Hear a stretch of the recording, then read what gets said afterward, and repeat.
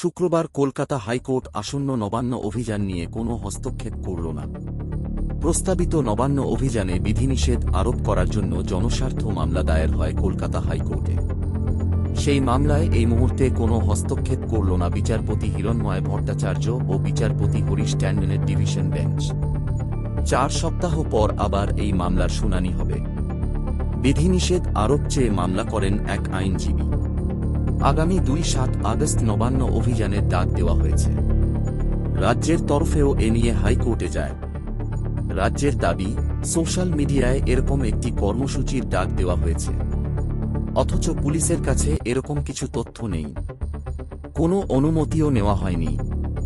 অন্যদিকে গত বৃহস্পতিবারই আরজি কর সংক্রান্ত মামলা চলাকালীন এই নবান্ন অভিযান নিয়ে সুপ্রিম কোর্টকে এসওপি দেওয়ার কথা বলেন আইনজীবী কপিল সিব্বল। সুপ্রিম কোর্টের প্রধান বিচারপতি